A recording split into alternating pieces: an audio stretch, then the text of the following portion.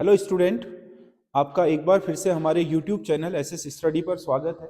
और जो आज का हमारा पेपर है वो हमने जो पटवारी री एग्जाम के लिए फुल लेंथ 100 नंबर की टेस्ट सीरीज चला रखी है, उसमें 5वां क्वेश्चन पेपर है। इस क्वेश्चन पेपर का जो पीडीएफ है वो हमारे टेलीग्राम चैनल संजय देव क्लासेस पे मिल जाएगी, जिसका लिंक इसी चैनल के डिस्क्रिप्शन में है। वहां से आप प्राप्त कर सकते हो और इसकी पीडीएफ आप वहां से ले सकते हो। बाकी यहाँ पर मैं एक्सप्लेन कर दे रहा हूँ इसको। और ये जो आपका क्वेश्चन पेपर है ये फुल पैटर्न पर बनाया है, जो आपका यूके ट्रिपल एससी वर्तमान में अपना रहा है, और सिलेबस भी वही है। तो इसमें सारी वो चीजें हमने सम्मिलित करने का प्रयास किया है जो आपके सिलेबस कवरेज को देखने के लिए और आगामी परीक्षा के लिए काफी हद तक मददगार साबित हो सकती है। तो आप हमारे साथ बने रहिए और हमारे चैनल को सब्सक्राइब कर लीजिए ताकि आप लोगों को नोटिफिकेशन मिलता रहे। और मैं चाहता हूं कि 15 से अधिक पेपर, 20 के आसपास अगर आपके पेपर सेट तब तक हो जाते हैं तो आपको काफी इससे हेल्प मिल जाएगी। तो हम इसको शुरू कर रहे हैं। इसमें भाग 1 है हिंदी 20 नंबर की। शापोक खाए जोड़ है ले डरो। कुमाऊनी कहावत में जोड़ शब्द का अर्थ क्या है? मतलब अगर किसी व्यक्ति को सांप ने काट दिया है तो उसको हमेशा ये भय बना रहता है, तो वो जोड़ मतलब रस्सी से भी डरता है, रस्सी को ही सांप समझने लग जाता है। तो इसका मतलब हो गया सांप का काटा हुआ रस्सी से भी डरता है। तो इसका सही आंसर हुआ जोड़ का मतलब रस्सी। तलब न तनखा धन सिंह हौलदार, मतलब झूठी सांड, मतलब बिना किसी आपके क्या ऐसी पद प्रतिष्ठा जिसके पीछे की कोई ठोस वजह हो ही ना। मतलब तलब न तनखा धन सिंह हौलदार, ये मतलब कहने का मतलब है, ये एक व्यंग्य है कहावत का कि है तो कुछ नहीं लेकिन आदमी क्या बिना वजह का प्रतिष्ठित बना रहता है, लाभ रहित प्रतिष्ठित होना, इसका मतलब सी है। औपचारिक पत्रों में संबोधन के बाद किस विराम चिन्ह का प्रयोग किया जाता है? जो भी औपचारिक पत्र होते हैं संबोधन उनमें क्या होता है? महोदय। क्या होता है? हम संबोधन महोदय से शुरू करते हैं, फिर उसके बाद ये चिन्ह लगता है, तो अल्प विराम लगता है उसमें। क्या लगता है? अल्प विराम। महोदय के बाद हम अल्प विराम लगाते हैं, फिर हम अपना मैटर लिखते हैं। तो कोई भी औपचारिक पत्र होगा तो अल्प विराम लगेगा उसमें। अगला कुछ रचनाएं हैं जो साहित्यकार आपके दिए हुए हैं, उन्हीं में इसमें कगार की आग, कगार की आग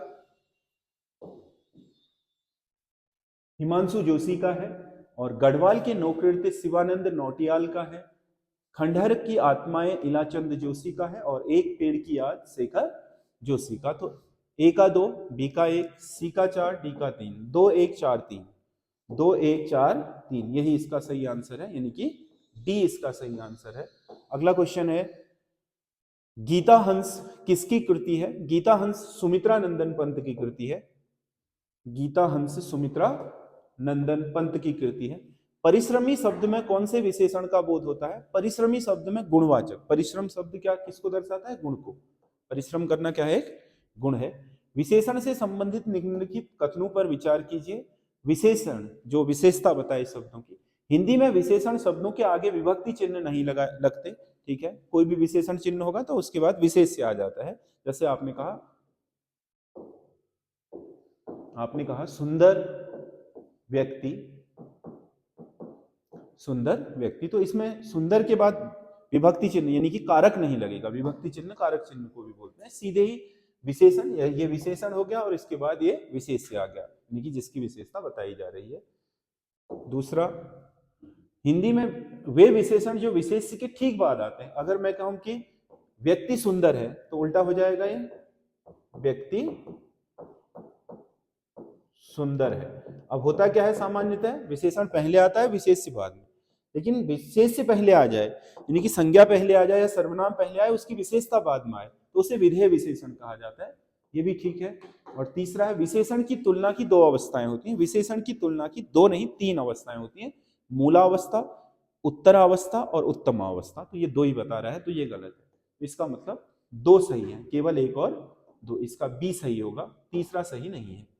अगला, निम्नलिखित वाक्यों में से किसमें पूर्वकालिक क्रिया है? पूर्वकालिक क्रिया मतलब जब कोई क्रिया होती है उससे पहले भी कोई क्रिया गठित हुई हो तो उसे पूर्वकालिक क्रिया बोलते हैं। जैसे उसने नहाकर भोजन किया, भोजन करना एक क्रिया है, उससे पहले नहाने की क्रिया संपन्न हो चुकी है, तो नहाकर इसमें क्या है? पूर्वकालिक क्रिया। ये तो मुख्य क्रिया है, नहाकर क्या है? इसमें पूर्वकालिक क्रिया हो गई। तो इसमें सही आंसर होगा ए। अगला, निम्नलिखित गढ़वाली शब्दों में कौन सा एक सही हिंदी अर्थ नहीं है? चाशनी, लोहे की बड़ी कढ़ाई, लोहे की बड़ी कढ़ाई को चाशनी बोलते हैं, ठीक है। पाण, पाण का मतलब मकान की ऊपरी छत, गोट नीचे वाला हिस्सा, ऊपर वाला पाण, ठीक है। लोण, लोण का मतलब पत्थर नहीं है, नमक होता है। बिरान, बिरान मतलब पराया, पराया को बिरान बोलते हैं या बिरानु, ठीक है। तो ये हिंदी अर्थ सही नहीं है, तो सी सही नहीं है, बाकी तीन सही है। अगला क्वेश्चन है, निम्नलिखित में से कौन सा विशेषण से भाववाचक संज्ञा शब्द नहीं है? विशेषण से जो भाववाचक संज्ञा बना हो, कठोर से कठोरता, ठीक है। भोला से भोलापन, ये भी ठीक है, विशेषण से ही बना है भाववाचक संज्ञा। वीर से वीरता, ये भी ठीक है। सुंदर से सुंदर, सुंदरी, ये तो दोनों ही विशेषण रह गए, सुंदर भी विशेषण, सुंदरी भी। अगर ये सुंदरता बन जाता सुंदर से, तब ये विशेषण से भाववाचक संज्ञा होती। ये भी विशेषण रह गया, ये भी विशेषण, तो यही आपका सही आंसर होगा जो नहीं बना है। हवन में जलाने वाली लकड़ी, शब्द समूह के लिए एक शब्द। हवन में जलाने वाली सामग्री को तो हव्य बोलते हैं, लेकिन जिस लकड़ी में आग जलाई जाती है, अग्नि प्रज्वलित की जाती है, उसको समिधा बोलते हैं, उसको समिधा कहा जाता है। अगला, अलंकार से संबंधित निम्नलिखित कथनों पर विचार कीजिए और सही विकल्प का चयन कीजिए।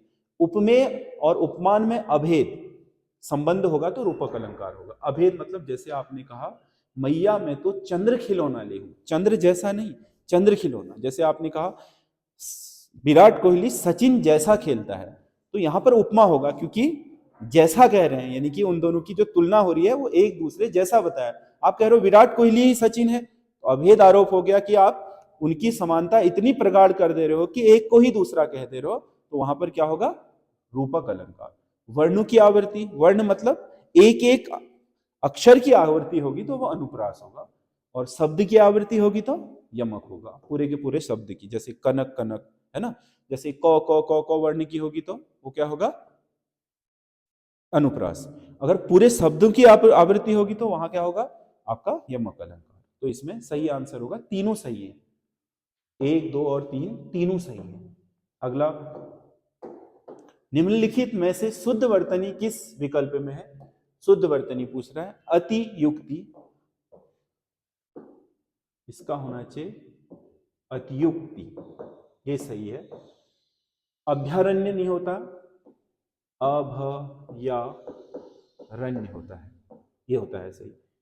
आभ्यंतरिक नहीं होता, अभ्यंतरिक होता है, अभ्यंतरिक, ये सही है। कृषांगिनी नहीं होता है, कृषांगी होता है, ये सही है। इसमें से कोई भी वर्तनी शुद्ध नहीं है, सारी की सारी गलत वर्तनियां हैं, तो किसी में भी वर्तनी शुद्ध नहीं है, तो इसका डी सही आंसर होगा। अगला क्वेश्चन है, कौन सा एक सही विकल्प नहीं है? जलौध, जल धन औध, क्या बना? जल धन औध। यहां औ आया अंत में, हलंत नहीं है तो औ होगा इसमें, यहां आया औ, बना क्या? औ, वृद्धि संधि, ठीक है। अभी धन आगत, अंत किसमें हुआ? अभी, ई, छोटी ई में, और यहां आया आ, ई और आ क्या बन गए? या। अभ्यागत, यण संधि, ठीक है। निह धन पाप, निह धन पाप, ये क्या है? 9 के बाद ई आया है, तो ये विसर्ग इसमें बदल जाएगा, 100 में बदल जाएगा, तो ये निष्पाप हो जाएगा, ये विसर्ग संधि, ठीक है। नवो उन्मेष, नव धन उन्मेष, नव धन उन्मेष, ये होना चाहिए। तो औ और उ मिलकर के क्या बन गए? ओ, नवोन्मेष। संधि तो ठीक है, लेकिन ये दीर्घ नहीं होगी, ये होगी गुण संधि। क्या होगी? गुण, ऐसा है, दीर्घ नहीं होगी बल्कि गुण होगी, तो इसका डी सही आंसर है। अगला क्वेश्चन है, निम्नलिखित में से किसमें असत्य विकल्प, निम्नलिखित में से असत्य विकल्प का चुनाव कीजिए। हिमालय, रूढ़ शब्द, रूढ़ नहीं होगा हिमालय, रूढ़ का मतलब एकल शब्द, ये तो 2 से बना है, हिमधन आलय से बना है। अगर ये कहता आलय तो आलय तो एक ही शब्द है, ये रूढ़ हो जाता है। हिम कहता है, ये रूढ़ हो जाता है, क्योंकि एक ही शब्द है। जब दो शब्द मिलकर के बनते हैं तो उन्हें यौगिक कहा जाता है, ना कि रूढ़। तो ये यौगिक शब्द है हिमालय, रूढ़ नहीं है। तो कौन सा असत्य है कह रहा है, यही असत्य हो गया। चारपाई योग रूढ़ शब्द है।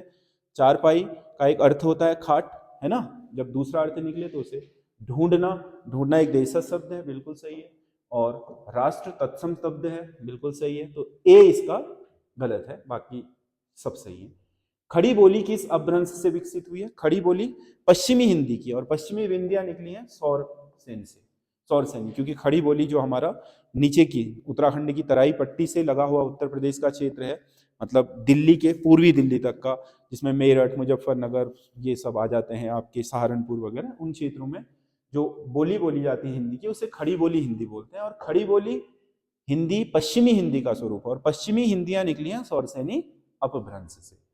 अगला, नीचे दिए गए पर्यायवाची शब्दों को सूची 1 से सूची 2 के साथ सुमेलित कीजिए। तो इसमें कलानिधि चंद्रमा का ही पर्यायवाची है, चतुरानंद ब्रह्मा का है, सचिपति इंद्र का है, कृषाणु अग्नि का है। तो 1 का 1, 2 का 3, 3 का 2 और 4 का 4, 1 3 2 4, 1 3 2 4, इसका सी सही आंसर होगा।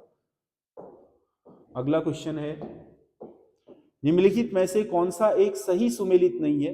विवर्त स्वर, विवृत स्वर।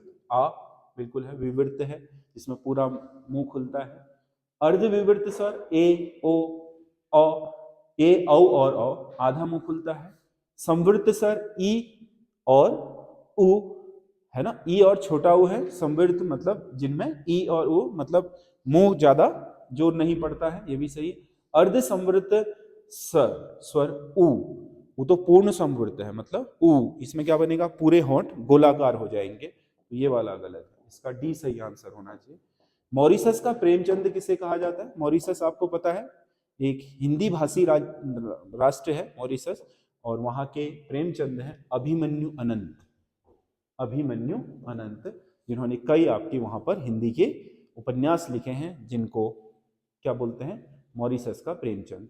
निम्नलिखित में से दंत्योष्ट व्यंजन कौन सा है? वो। जब हम वो कहेंगे तो हमारा होंठ निचले दांतों से ऊपर का होंठ टकराएगा, तो दंत्योष्ट हो गया, दांत और होंठ टकराएंगे तो दंत्योष्ट। तो ये ए हो गया आपका सेक्शन ए, जिसमें आपके 20 क्वेश्चन हिंदी के हैं। सारे विविधता, जहां जहां से आपके क्वेश्चन पूछ रहा है सब जगह से हमने इसमें लिए हुए हैं, आपने देख लिया होगा। दूसरा, निम्नलिखित में से कौन सा सुमेलित नहीं है? अब यहां पर उत्तराखंड राज्य आंदोलन, उत्तराखंड के हैं 40 क्वेश्चन। पहला क्वेश्चन, उत्तराखंड राज्य आंदोलन से कुमाऊं राष्ट्रीय मोर्चा पीसी जोशी ने बनाया था, जो कामरेड यानी कि लेफ्टिस्ट थे, यानी कि जिन्हें हम क्या बोलते हैं, साम्यवादी नेता।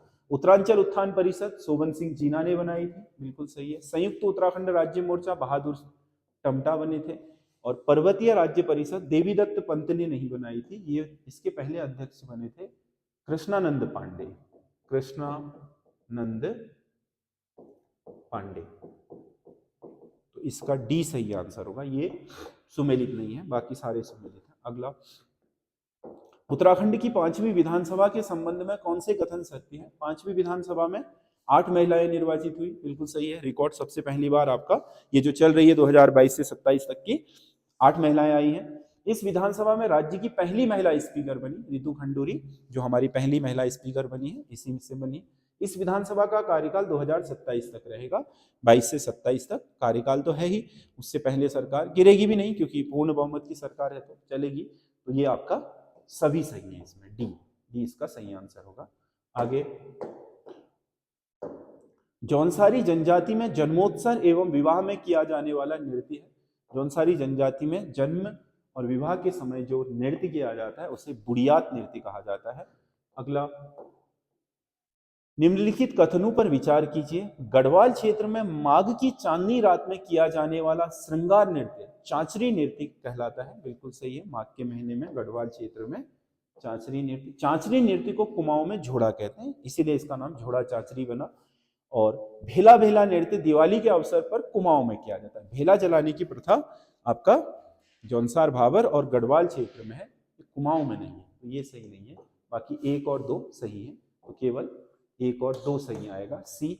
अगला क्वेश्चन है, नंदा देवी का सफल आरोहण किसकी पुस्तक है? नंदा देवी का सफल आरोहण टिलमैन, ये नंदा देवी पर आरोहण करने वाले प्रारंभिक व्यक्ति थे टिलमैन।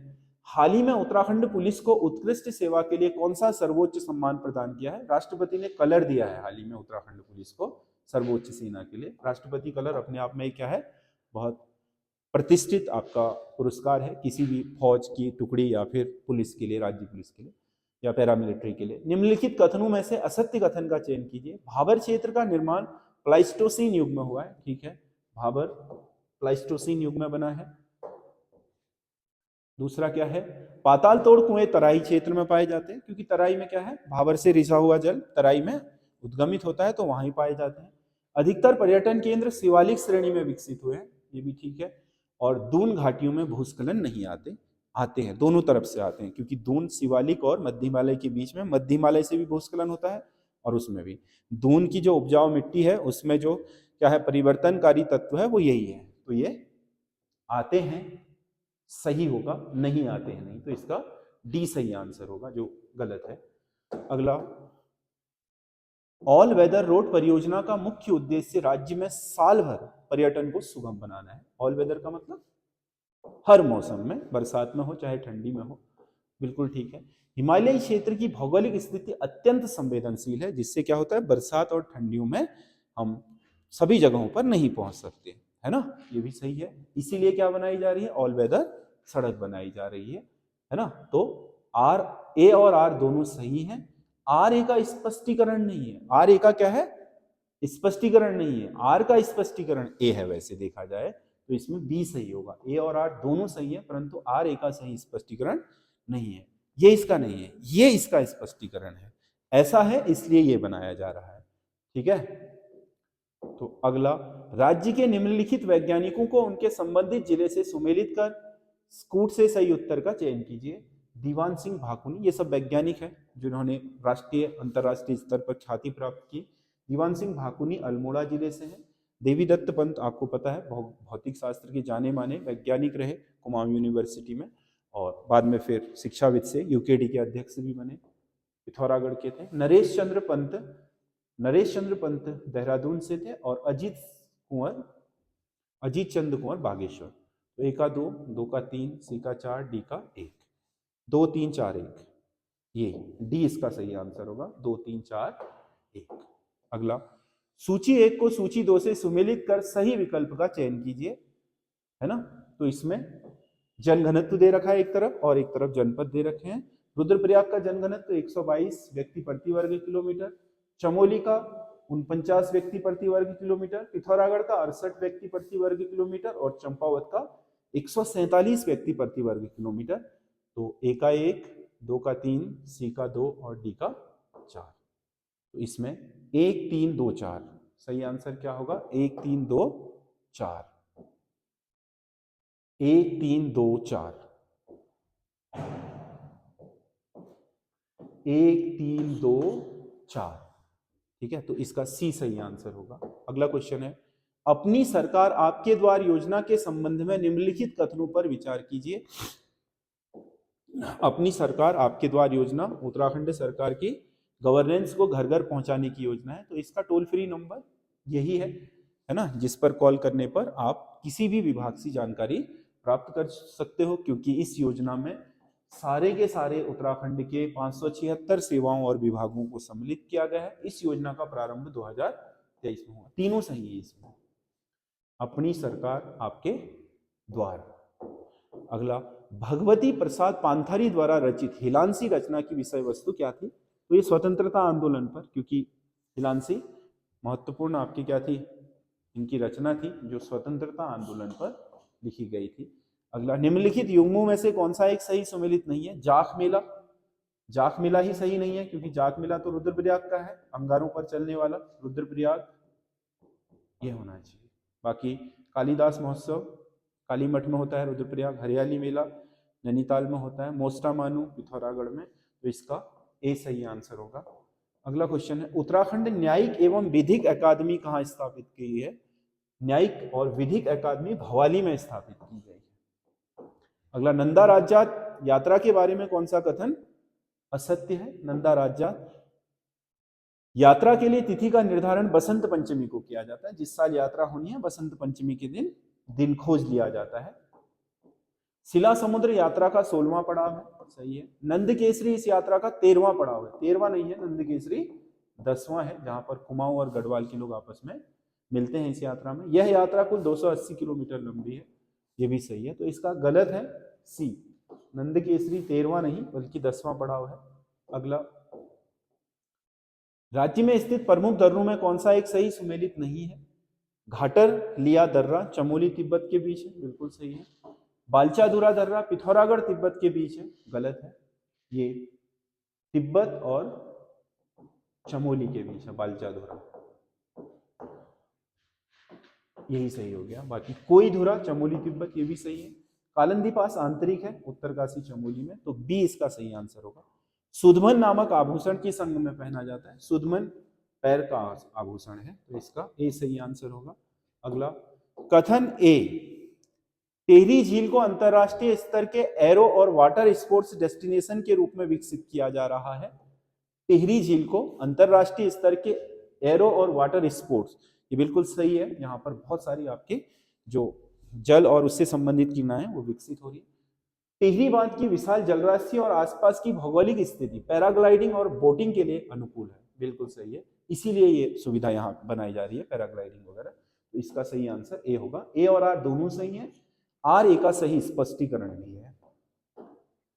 अगला, हाल ही में उत्तराखंड सरकार ने राज्य में कानून व्यवस्था को मजबूत करने और अपराधियों पर लगाम लगाने के लिए राज्य में कौन सा ऑपरेशन शुरू किया है? तो इन्होंने शुरू किया है ऑपरेशन प्रहार, उत्तराखंड पुलिस का ऑपरेशन प्रहार। निम्नलिखित में से किस नदी पर झालाकोट परियोजना है? झालाकोट परियोजना धर्मगंगा पर बनाई जा रही प्रस्तावित है, तो इसका सी सही आंसर होगा। अगला, उत्तराखंड उच्च न्यायालय को नैनीताल से हल्द्वानी स्थानांतरित करने का निर्णय सैद्धांतिक रूप से लिया गया है, बिल्कुल सही है, सैद्धांतिक रूप से ही है। नैनीताल की भौगोलिक संवेदनशीलता और अत्यधिक पर्यटन दबाव के कारण बुनियादी ढांचे का विस्तार करना कठिन है, बिल्कुल है। भूस्खलन की दिक्कत है, इसलिए वहां नया बुनियादी ढांचा नहीं बनाया जा सकता है। तो कोर्ट का विस्तार करना मुश्किल है, पर्यटकों की भीड़ के कारण आए दिन जाम रहता है, तो लोगों को आने जाने में दिक्कत हो रही है। इसी वजह से इसको यहाँ ले जाने का निर्णय लिया गया। तो ए और आर दोनों सही है और आर ए का सही स्पष्टीकरण भी है, तो इसका भी ए सही आंसर होगा। अगला क्वेश्चन है, सर्वाधिक दशकीय वृद्धि दर में दूसरे स्थान पर उत्तराखंड का कौन सा जिला है? सर्वाधिक अगर हम वृद्धि दर देखें तो उधम सिंह नगर के बाद सबसे ज्यादा जो दशकीय वृद्धि दर है वो देहरादून जिले की है। उत्तराखंड राज्य में स्वच्छ भारत मिशन किस दिन शुरू हुआ? पूरे देश में 2 अक्टूबर को हुआ था 2014 में, उसी दिन उत्तराखंड में भी शुरू हो गया। कौन सा कर गोरखों द्वारा गोरखा काल से संबंधित नहीं है? पुगाड़ी लेते थे, कुसही, मिझारी सब लेते थे, ये नहीं लेते थे। सिरती कर तो चंदू के काल से चला आ रहा था, मतलब जो सिरतान शब्द से बना है सिरती कर, भूमि से संबंधित होता था। इन्होंने भोटिया लोगों से, ऊपर जो तिब्बती लोग थे उनसे भी लेना शुरू कर दिया था। आयुष बडोनी का संबंध किस खेल से है? आयुष बडोनी क्रिकेट से है ना, उत्तराखंड के एक जाने माने क्रिकेटर हैं। उत्तराखंड का राज्याध्यक्ष राज्यपाल होगा संविधान के किस अनुच्छेद में है? 153 में। ये तो पूरे संविधान में ही है, यानी कि हर राज्य का राज्याध्यक्ष यानी कि कार्यपालिका का प्रमुख राज्य का कौन होगा? राज्यपाल होगा, हर राज्य के लिए 153 के तहत। अगला, निम्नलिखित कथनों में से कौन सा कथन असत्य है? कस्तूरी मृग उत्तराखंड का राज्य पशु है, बिल्कुल सही है। कस्तूरी मृग उत्तराखंड राज्य के हिमशिखरों पर लगभग 3600 से 4400 मीटर की ऊंचाई, नहीं ये कम है, 2000 मीटर से ऊपर को आपका हिमरेखा तक पाए जाते हैं। कस्तूरी मृग केवल उत्तराखंड नहीं, उत्तराखंड नहीं, हिमालयी राज्यों में, हिमाचल में भी है और नेपाल में भी है, जो प्रदेश जम्मू कश्मीर में भी है ना, उधर सिक्किम में भी है, तो ये भी गलत है। ये कस्तूरी मृग कस्तूरी नर व मादा दोनों में होती है, ये भी गलत है, मादा में नहीं होती, केवल नर में होती है। तो एक सही है, बाकी 3 गलत है। कौन सा असत्य है? 2, 3 व 4 असत्य है, तो इसका बी सही आंसर होगा। अगला क्वेश्चन है, उत्तराखंड में औपनिवेशिक संघर्ष किस काल में प्रारंभ हुआ था? औपनिवेशिक संघर्ष मतलब अंग्रेजों ने मतलब यहाँ पर अपना उपनिवेश स्थापित करने के लिए संघर्ष गोरखों के काल में शुरू करा। गोरखों के साथ ही उनकी पहली लड़ाई हुई अंग्रेजों की उत्तराखंड में। उससे पहले अंग्रेजों का कोई हस्तक्षेप यहाँ नहीं था। प्रचलित कहावत बरस भय 80 बुद्धि गई 89 किस चंद्रवंशीय शासक के लिए कहा जाता है? ये बहाज बहादुर चंद के लिए प्रयोग की जाने वाली एक क्या थी? कहावत थी, एक ताना था उसके लिए। सूची 1 को सूची 2 से सम्मिलित कर सही विकल्प का चयन कीजिए। उत्तराखंड की कुछ स्थानीय औषधियां हैं और उनके प्रयोग है। किल्मोड़ा पीलिया में प्रयोग किया जाता है। घोड़चक प्रयोग होता है अतिसार में। मरोड़ फली किसी को सांप ने काट दिया है तो, और चिरायता ज्वर उतारने में। तो 1 का 2, 2 का 3, 3 का 1, 4 का 4, 2 3 1 4, 2 3 1 4। इसका सही आंसर क्या होगा? बी होगा। अगला क्वेश्चन है, वर्ष 2011 के अनुसार राज्य में औसत साक्षरता दर क्या है? जो जनगणना हुई थी 2011 में, राज्य की औसत साक्षरता 78.82 थी। धराली के पहाड़ का आखिरी खत किसके द्वारा लिखा गया? धराली उत्तरकाशी जहां आपदा आई थी, इसकी पुस्तक है ये, जयप्रकाश पांडे की रचना है। अगला, श्रीदेव सुमन ने गणदेश सेवा संघ की स्थापना किस उद्देश्य से की थी? गणदेश सेवा संघ श्रीदेव सुमन ने किस लिए बनाया था? गणदेश सेवा संघ ये पृथक राज्य की मांग के लिए बनाया गया। हाल ही में राजी जनजाति की भाषा और संस्कृति विरासत पर आधारित पुस्तक राजी भाषा एवं संस्कृति के लेखक कौन है? यह है शोभाराम शर्मा। राजी जनजाति की सांस्कृतिक विरासत पर लिखी है शोभाराम शर्मा। ऊंचाई के क्रम में पर्वत चोटियों का सही क्रम होगा, नंदा देवी तो इनमें ऊपर ही होगी सबसे, चौखंबा, माणा, बद्रीनाथ। तो चौखंबा इनमें सबसे कम है, फिर बद्रीनाथ, फिर माणा, फिर नंदा देवी। तो इसका डी सही आंसर होगा। इनमें चौखंबा सबसे नीचे है और बद्रीनाथ, नंदा देवी सबसे ऊपर। निम्नलिखित में से किस झील के तट पर लक्ष्मण मंदिर है? हेमकुंड। हेमकुंड शायद वैसे क्या है? सिखों का गुरुद्वारा है। 10वें गुरु गुरु गोविंद सिंह ने पूर्व जन्म में यहाँ तपस्या करके इस लोक की रक्षा की थी, इसलिए लोकपाल झील भी बोलते हैं। और उसी के एक कोने पर लक्ष्मण का मंदिर है, इसलिए हिंदू की भी तीर्थ वो है। लक्ष्मण गंगा भी निकलती है यहाँ से। उत्तराखंड में दरवाजों और चौराहों पर बनाए जाने वाले लोक चित्र क्या कहलाते हैं? प्रकीर्ण। ये शैली तो आपको पता है, जो थाली सजाने की आटे से दिए वगैरह धार्मिक कार्यक्रम में, उसे शैली बोलते हैं। ज्योति मातृका जो आपके जहाँ पर ज्योति जलाई जाती है वैवाहिक या अन्य कार्यक्रमों में, घर के एक कोने में ईशान कोण में, तो वहाँ पर जो चित्र बनाए जाते थे, अब तो पोस्टर लगाए जाते हैं, उन्हें ज्योति मातृका कहा जाता है। वसुधारा मतलब चावल के बिस्वार से सीधी और आड़ी रेखाएं खींचना क्या कहलाता है? वसुधारा। प्रकीर्ण चित्र हैं जो किस पे बनाए जाते हैं? दरबारों पर। अगला, फाल्दा कोटी नामक बोली किस क्षेत्र में बोली जाती है? फाल्दा कोटी वैसे अल्मोड़ा की है, लेकिन ये बॉर्डर पर है। अल्मोड़ा का लोअर अल्मोड़ा है, निचला अल्मोड़ा, और उत्तरी नैनीताल का जो हिस्सा है वहां मिलता जुलता फाल्दा कोटी। कुमाऊं के चंद शासक का काल में लिया जाने वाला डाला कर संबंधित था। डाला सयाने के लिए अनाज का हिस्सा होता था। सयान बूढ़ा या कमीना जिसे बोलते थे, उसके लिए जो अनाज का अलग से हिस्सा दिया जाता था उगाई के लिए, उसे डाला कहा जाता था। अगला क्वेश्चन है, निम्नलिखित योजनाओं में से कौन सी एक सुमेलित नहीं है? मुख्यमंत्री उत्थान योजना निःशुल्क कोचिंग है, ठीक है। वात्सल्य योजना अनाथों के लिए है। रहबर योजना अनुसूचित जाति के उत्थान के लिए नहीं है। ये रहबर योजना अल्पसंख्यक महिलाओं के उत्थान के लिए, रोजगार के लिए। अल्पसंख्यक मतलब जो मुसलमान वगैरह है, क्योंकि हिंदुओं के अलावा सारे धार्मिक समुदाय अल्पसंख्यक हैं, तो उन्हीं के लिए ये बनाई गई है। जायका परियोजना वन संरक्षण के लिए है, तो इसमें सी सही आंसर होगा। तो ये 40 क्वेश्चन उत्तराखंड के विभिन्न सेक्टर्स थे, विभिन्न क्षेत्रों से थे, है ना। और आपको कैसे लगे आप कमेंट करके हमें जरूर बताइएगा कि ये आपकी टेस्ट सीरीज आपको कैसी लग रही है, और थोड़ा इसको शेयर भी करिए ताकि हमारा भी हौसला अफजाई हो, अधिकतर लोगों तक हमारी जो अप्रोच है वो हो पाए। और क्योंकि आप जो सेट ले रहे हैं बहुत सारे लोग, उन्हें ये टेलीग्राम में मुफ्त में सेट मिल जाएंगे, है ना। 20 सेट जो वर्तमान पैटर्न पर हैं, और उन्हें काफी हद तक परीक्षा समझने में भी आसानी होगी। तो ये जो आपका क्या है तीसरा सेक्टर है, वो जीएस जीके और रीजनिंग वाला है। तो इसमें पहला क्वेश्चन है, किसने कहा था दरो दीवार पे हसरत की नजर करते हैं, खुश रहो अहले वतन हम तो सफर करते हैं? ये शब्द थे राम प्रसाद बिस्मिल के। राम प्रसाद बिस्मिल, राजेंद्र लाहड़ी, अशफाक उल्ला खां, जिन्होंने काकोरी कांड किया था, उनमें से थे सी। अगला क्वेश्चन है, आत्मसम्मान आंदोलन कब और कहाँ शुरू हुआ था? आत्मसम्मान आंदोलन 1920 में आपका निम्न जातीय आंदोलन था, जो तमिलनाडु में रामास्वामी नायकर, पेरियार आदि लोगों के द्वारा चलाया गया था।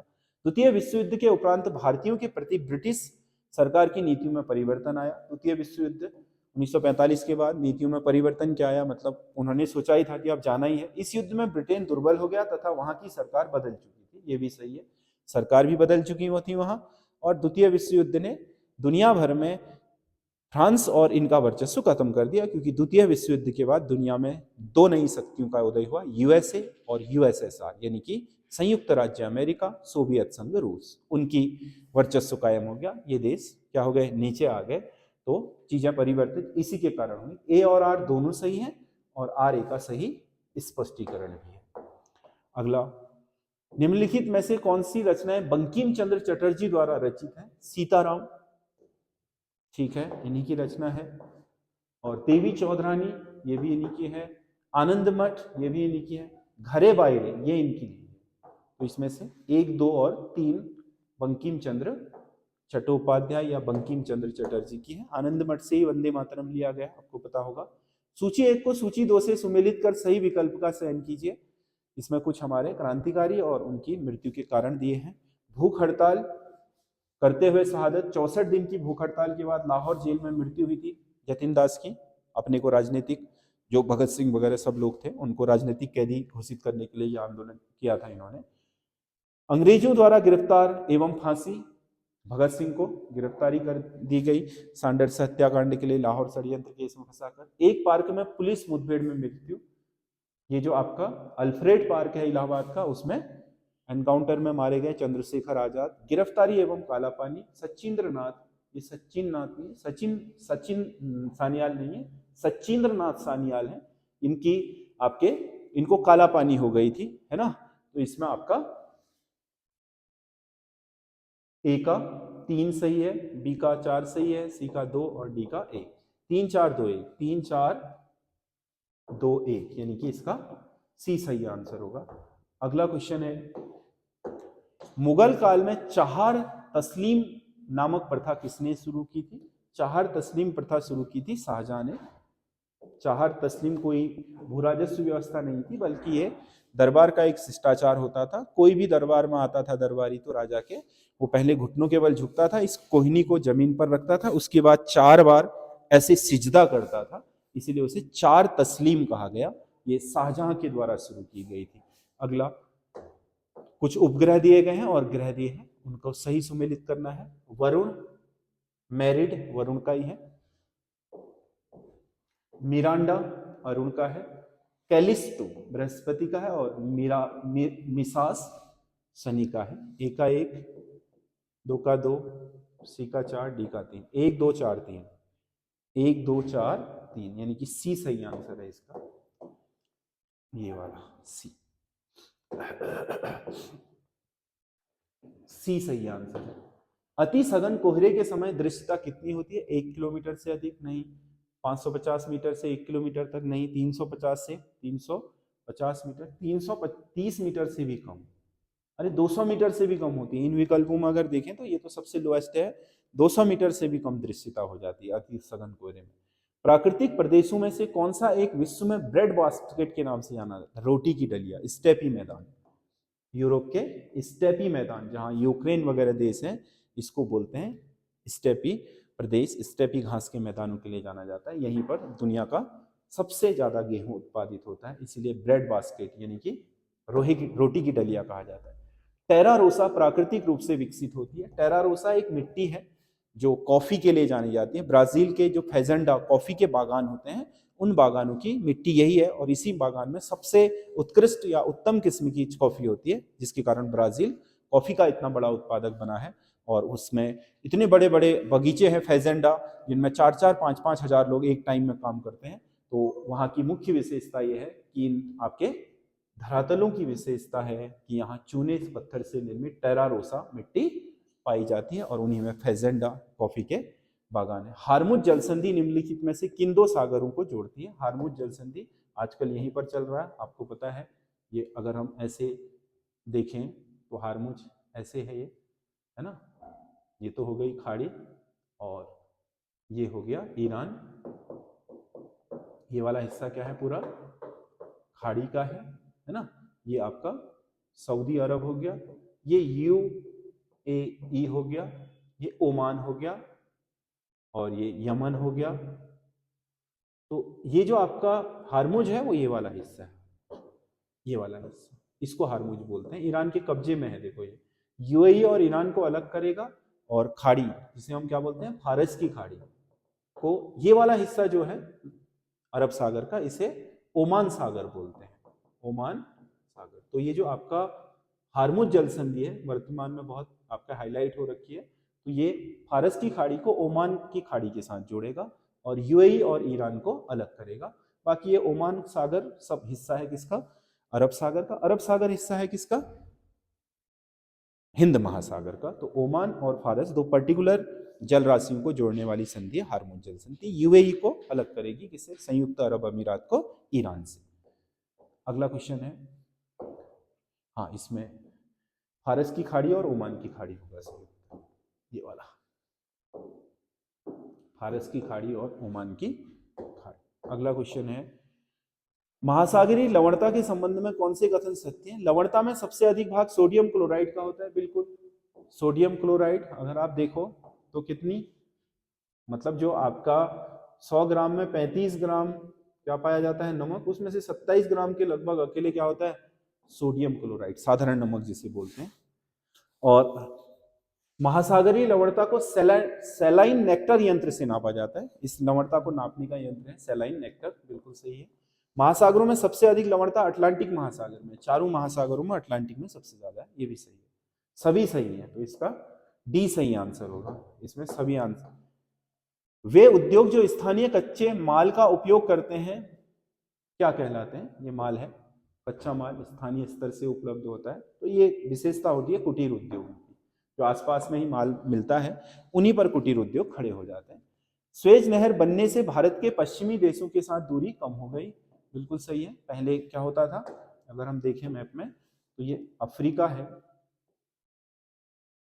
ना, और ये है हमारा जो अभी मैंने बताया ये खाड़ी है, ठीक है।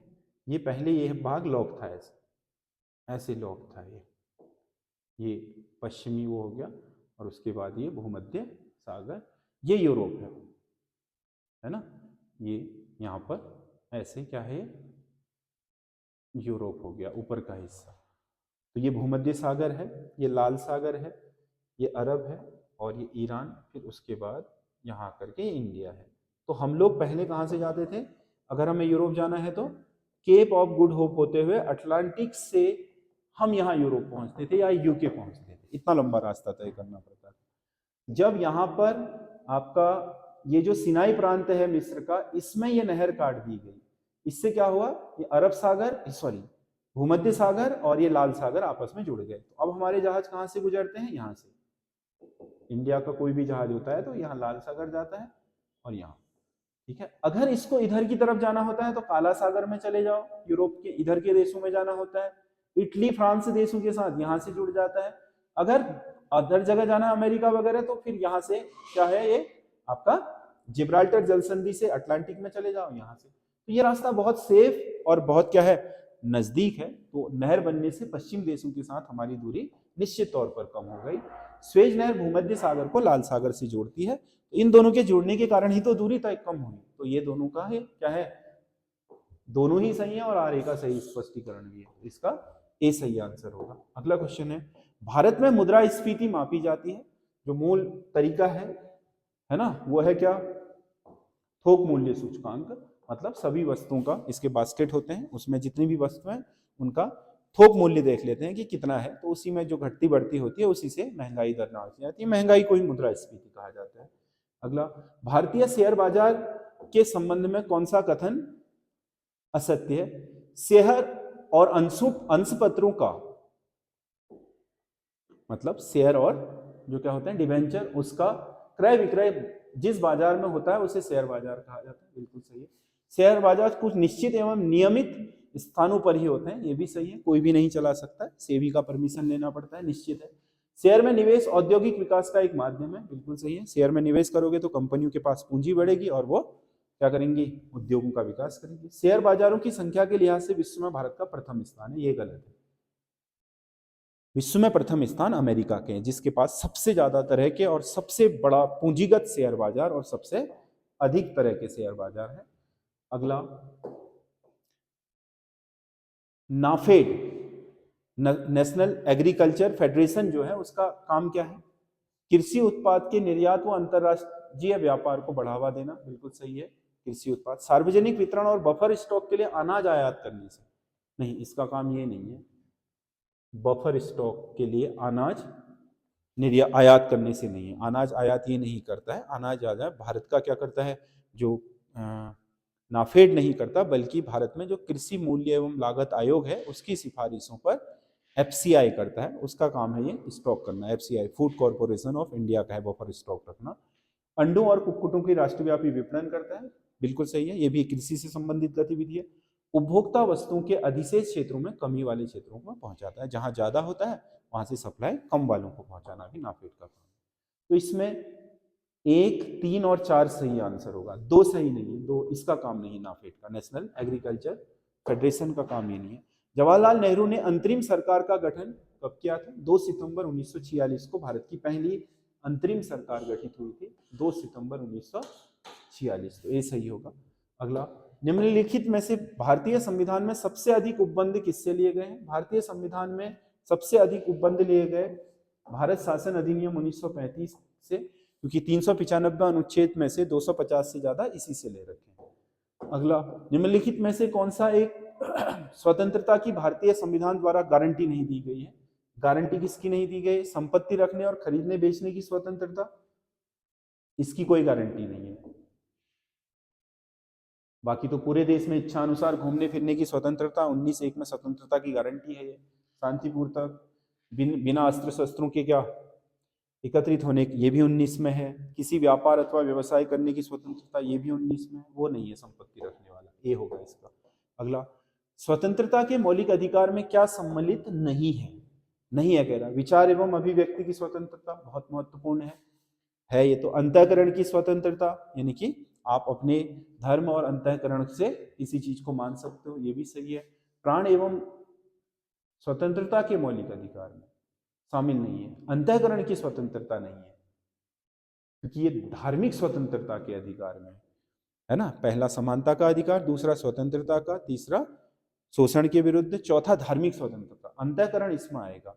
प्राण एवं दैहिक स्वतंत्रता स्वतंत्रता में है, अनुच्छेद 21 में। बंदीकरण एवं नजरबंदी ये 22 में है, इसकी भी स्वतंत्रता है, ये 22 में है, जिसे निवारक निरोध कहा जाता है। इसमें बी अंतःकरण की स्वतंत्रता अनुच्छेद 25 में आएगा, न कि स्वतंत्रता बल्कि धार्मिक स्वतंत्रता के अधिकार में आएगा। उच्च न्यायालय का प्रारंभिक क्षेत्राधिकार है, अनुच्छेद 131 में उच्च न्यायालय के पास क्या है, प्रारंभिक क्षेत्राधिकार है, जो अन्य हाईकोर्ट या अन्य के पास नहीं है, केवल सुप्रीम कोर्ट के पास है। क्योंकि सुप्रीम कोर्ट हमारी न्याय व्यवस्था का शीर्षस्थ होने के साथ साथ हमारे देश की संघीय व्यवस्था का संघीय न्यायालय भी है। यानी कि हमारे देश में क्या है, केंद्र और राज्यों के बीच संघीय व्यवस्था है, जिसमें शक्तियों का विभाजन है, तो उनमें कोई गड़बड़ ना हो, है ना। तो भारत सरकार और एक से अधिक राज्य अगर लड़े आपस में, तो सुप्रीम कोर्ट ही जाएंगे वो, और किसी कोर्ट नहीं जा सकते। 2 से अधिक राज्यों के बीच कोई दिक्कत हो जाए तो वो सुप्रीम कोर्ट ही जाएंगे, अपने हाई कोर्ट नहीं जा सकते। एक और भारत सरकार और किसी राज्य का, राज्यों की ओर, दूसरी ओर से एक से अधिक राज्यों के बीच हो, तो ये सब सुप्रीम कोर्ट करेगा। 2 राज्य आपस में लड़े, 2 से अधिक राज्य लड़े, राज्य केंद्र के साथ लड़े, केंद्र एक से अधिक राज्यों के साथ लड़े, सब मामलों की सुनवाई केवल सर्वोच्च न्यायालय कर सकता है। इसी को प्रारंभिक क्षेत्राधिकार बोलते हैं, अनुच्छेद 131। तो ये आपका केवल सुप्रीम कोर्ट का है, संघीय न्यायालय होने के नाते। किस राज्य सरकार ने जल संरक्षण के क्षेत्र में भगीरथ ऐप लॉन्च किया है। भगीरथ ऐप किस क्षेत्र में, हमारे ही उत्तराखंड ने जल संरक्षण के लिए भगीरथ ऐप लॉन्च किया है। अगला क्वेश्चन है, हाल ही में भारत ने बगलिहार बांध से पाकिस्तान को जाने वाले पानी का प्रवाह रोक दिया, ये बांध किस नदी पर स्थित है। ये बीच में रोका था जब ऑपरेशन सिंदूर चला था उस टाइम पर, तो ये चिनाब नदी पर है बांध। बगलिहार परियोजना किस पर है, चिनाब नदी पर। अगला क्वेश्चन है, अंतरराष्ट्रीय एयरपोर्ट है इंडिया के और इनको सुमेलित करना है, तो इसमें शेख उल अलम अंतरराष्ट्रीय एयरपोर्ट है, ये श्रीनगर में है। देवी अहिल्याबाई होलकर अंतरराष्ट्रीय एयरपोर्ट इंदौर में है। बीजू पटनायक एयरपोर्ट भुवनेश्वर उड़ीसा में है। और बाबा साहेब अंबेडकर अंतरराष्ट्रीय एयरपोर्ट नागपुर में है। तो ए का 2, 2 का 1, 3 का 3, 4 का 4, 2 1 3 4, 2 1 3 4। तो इसका क्या सही आंसर होगा? बी, बी सही आंसर होगा। अगला, विश्व तीरंदाजी पैरा सीरीज 2026 में कौन सा देश पदक तालिका में शीर्ष पर रहा? 2026 में जो आपका तीरंदाजी प्रतियोगिता हुई अंतरराष्ट्रीय, उसमें भारत सबसे ऊपर रहा था। वह भाषा जिसे कंप्यूटर बिना लैंग्वेज ट्रांसलेटर प्रोग्राम के समझता है क्या कहलाती है? मशीनी भाषा। मशीनी भाषा को तुम सीधी लिख सकते हो, क्योंकि हम मशीनी भाषा को बहुत आसानी से नहीं लिख सकते, स्पेशलिस्ट लोग ही लिख सकते हैं। और कंप्यूटर एक आम आदमी के काम की चीज है, इसलिए हम अपनी भाषा में लिखें, लैंग्वेज ट्रांसलेटर उसे मशीनी भाषा में बदल देगा, वो अपना काम करेगा, तभी लैंग्वेज ट्रांसलेटर बनाएंगे। आप मशीनी भाषा में लिख सकते हो तो ट्रांसलेटर की जरूरत ही नहीं, वो सीधे ही समझ जाएगा, क्योंकि मशीन है तो मशीनी भाषा को ही समझेगी। अगला क्वेश्चन है, कंप्यूटर में प्रोसेसर की गति को निम्नलिखित में से किस में मापा जाता है? उसको नापा जाता है इंस्ट्रक्शंस, क्या है, मिलियन इंस्ट्रक्शंस पर सेकंड, MIPS में, मिलियन इंस्ट्रक्शंस पर सेकंड, मतलब एक सेकंड में कितने इंस्ट्रक्शंस दिए जा सकते हैं। कंप्यूटर की बिल्ट इन मेमोरी क्या है? रोम, जो कंप्यूटर के कॉन्फ़िगरेशन के समय ही बिल्ट कर दी जाती है। हम इसे रीड कर सकते हैं, रीड ओनली मेमोरी, इसमें हम किसी भी तरह का उलटफेर नहीं कर सकते हैं, ना तो मिटा सकते हैं ना हटा सकते हैं, है ना, तो इसीलिए उसे क्या बोलते हैं? रोम। अगला, अब ये रीजनिंग का क्वेश्चन है, निम्नलिखित विकल्पों में से दी गई श्रृंखला में लुप्त संख्या का चयन कीजिए। क्या होगा श्रृंखला? 11 तिया 33, 33 तिया 99, 9 तिया 27, 9 9 81 और 2, ना ना 9 9 तिया 27, 9 तिया 27, 2 29, 297, ठीक है, 3 3 के गुणज में चल रही है, तो यहाँ पर 33 आ जाएगा। अगला, एक कूट शब्द है, TEA को ZBDFSU लिखा है, और SIN को MOH, एक के बदले 2, RIO को, यानी कि यह देखो, ये जो A है इसके आगे पीछे का है, ये E है इसके आगे पीछे का है, T है इसके आगे पीछे का है। हम ऐसे ही चलते हैं, O के आगे पीछे क्या होगा? LMNOP। फिर I के आगे पीछे का चलते हैं, ABCDEFGH, I के बाद का J। फिर R के आगे पीछे का ले सकते हैं, OPQRS, NPHJQS। हाँ, ये होगा, यानी कि इनके क्या कर रखे, यहां से उल्टा देखो, ये इसका ये दोनों है आगे पीछे, इसके ये दोनों है, इसके ये दोनों है, तो हम यहां से इसके ये दोनों, फिर इसके ये दोनों, है ना, फिर इसके ये दोनों, फिर इसके ये दोनों ले रहे हैं, तो ये इसका सही आंसर होगा। अगला, नीचे दी गई विकल्प आकृति में से उस आकृति का चयन कीजिए जिसमें प्रश्न आकृति छिपी है ना, घूर्णन की अनुमति नहीं है, वैसे का वैसा ही रहे। तो ये क्या दे रखा है इसने? इसने दे रखा है ऐसा कोई, इसमें तो नहीं दिख रहा है, हाँ इसमें दिख गया, देखो इसका बी सही आंसर होगा, इसका बी सही आंसर है। अगला, दिए गए विकल्पों में से उस आकृति का चयन कीजिए जिसे दी गई आकृति श्रृंखला में प्रश्न के चिन्ह के स्थान पर रखा गया है। तो इसमें हम देखते हैं इन आकृतियों को, ये रोटेट कर रही हैं आकृतियां, देखो ये यहां से एक स्थान गया, यहां पर से फिर यहां आने तक एक और 2 स्थान गया, है ना, यहां से यहां आने तक 1 2 3 स्थान गया, यहां पहुंच गया है। अब हम इसको 4 स्थान चलाते हैं, 1 2 3, यहां होना चाहिए, इसमें है, यहाँ इसमें भी है, इसमें भी है और इसमें भी। अब ओ को भी चला लेते हैं, ओ में यहां से यहां आने में एक स्थान, यहां आने में फिर एक स्थान, यहां आया फिर एक स्थान, है ना, फिर यहां से कहाँ गया है, यहाँ, तो एक ही स्थान आएगा। अब देखो, हाँ, तो ये सही आंसर होगा, क्योंकि 2 स्थान नहीं चल रहा है, क्योंकि इनमें यहाँ 2 स्थान में है। ए, इसका ए सही आंसर होगा। अगला, किसी भी छोर से शुरू करने पर यदि किसी पंक्ति में आपका नंबर 11वां है तो ये बताइए कि इस पंक्ति में कितने व्यक्ति हैं। इस पंक्ति में कितने व्यक्ति हैं। यहां से भी आप 11वें में हो, यहां से भी आप 11वें में हो, तो इसका मतलब आप कॉमन में हो, दोनों जगह से कॉमन हो। तो यहां पर से भी 11, यहां पर से भी 11, तो 11 दूना 22 हो गया। क्योंकि आपकी इधर से भी गिनती 11वीं है, 11, तो कॉमन 2 जगह गिन लिया गया है आपको, तो 1 घटा दो, तो पंक्ति में 21 लोग। सी इसका सही आंसर होगा। अगला, नीचे दिए गए शब्दों को सार्थक क्रम में व्यवस्थित कीजिए। फूल, पहले क्या होगा, फूल। फूल पर बैठेगी मक्खी, मक्खी बनाएगी शहद, शहद के बाद निकलेगा उसमें से मोम। तो 2 3 1 4, 2 3 1 4, इसका बी सही क्रम होगा। अगला, रवि अपने घर से जो कि पूरब दिशा की ओर है, ये रवि का घर है ना, ये रवि का घर है, इसकी दिशा क्या है, पूरब दिशा की ओर है, निकलकर 10 गज चलता है, यहीं पर चला है, पूरब की ओर ही चला है 10 गज, फिर वो दाएं मुड़ जाता है, तो राइट इसका ये हैंड है, और 80 गज चलता है, 80 गज में ये यहां पहुंच गया है, और गज चलने के बाद वो बाएं मुड़ जाता है। अब ऐसा है तो बाएं वाला लेफ्ट ये होगा, है ना, मुड़ जाता है और अपनी बहन बिंदु के घर में प्रवेश कर जाता है। तो बिंदु का घर ये है, अब ये बिंदु के घर में प्रवेश कर गया, तो बिंदु के घर का प्रवेश द्वार किस दिशा में, देखो इसका ये पूरब को गया है, तो इसका मुंह कहाँ होगा, द्वार पश्चिम की तरफ होगा। कहाँ की तरफ होगा, बिंदु के घर का प्रवेश द्वार पश्चिम की तरफ होगा, तभी ये इस दिशा में जाके उसमें प्रवेश करेगा। अगला, ए बी की पुत्री है, बी सी की मां है, डी सी का भाई है, यह बताइए डी का ए के साथ क्या रिश्ता है। देखो क्या है, कह रहा है ए बी की पुत्री है, ए की क्या है, पुत्री है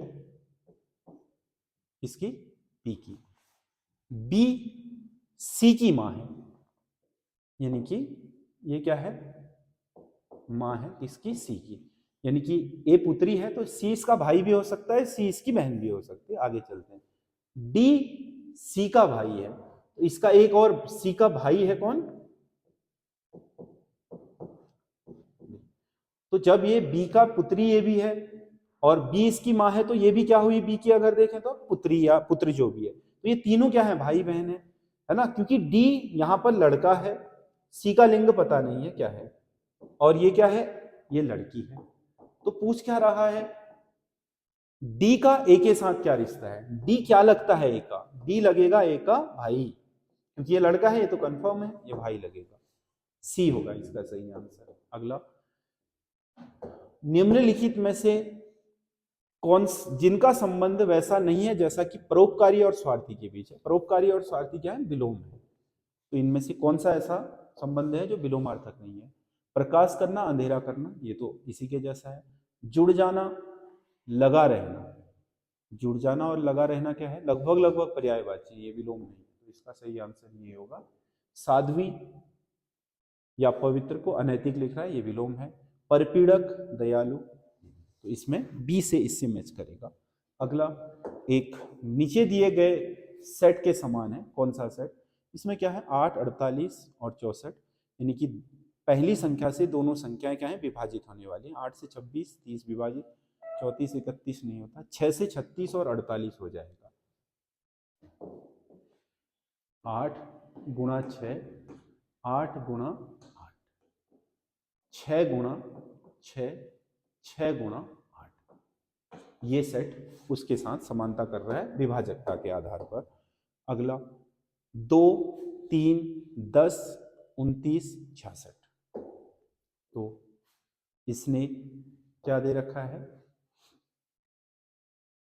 2, 0 का क्यूब प्लस 2, क्यूब तो 0 ही हो जाएगा, 2 जोड़ देंगे तो 2 आएगा, 1 का क्यूब प्लस 2 क्या आएगा, 1 का क्यूब 1 आएगा, 2 कर देंगे तो 3 हो जाएगा, 2 का क्यूब प्लस 2, 2 का क्यूब 8 प्लस 2 बराबर 10 हो जाएगा, 3 का क्यूब प्लस 2 बराबर 3 तिया 9 तिया 27, 2 29, ठीक है, 4 का क्यूब प्लस 2 4 चक्कू 64 और 2 66, सही है। अगला 5 का क्यूब प्लस 2 होगा, 5 बच्चे 25 पंजे 125 प्लस 2 बराबर 127, तो इसका सही आंसर होगा सी। ये 100 नंबर का क्वेश्चन पेपर है। आप हमें कमेंट करके ज़रूर बताइएगा कि आपको ये टेस्ट सीरीज कैसी लग रही है। आपके जो भी सुझाव हैं मैं कलेक्टिव रूप से उनको एक बार देखूंगा। जो बेहतरीन आपके सुझाव होंगे या किसी क्वेश्चन को लेकर के आपको कन्फ्यूजन होगा तो आप कमेंट करके लिख दीजिएगा। बाकी जो ये पेपर है, आज का जो पेपर है, इसके हिसाब से 70 प्लस नंबर आपको एक अच्छा स्कोर देता है, जो आपको सिलेबस कवर को कंप्लीट बताता है।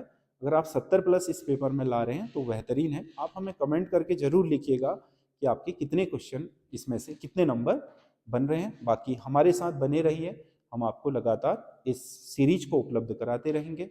धन्यवाद।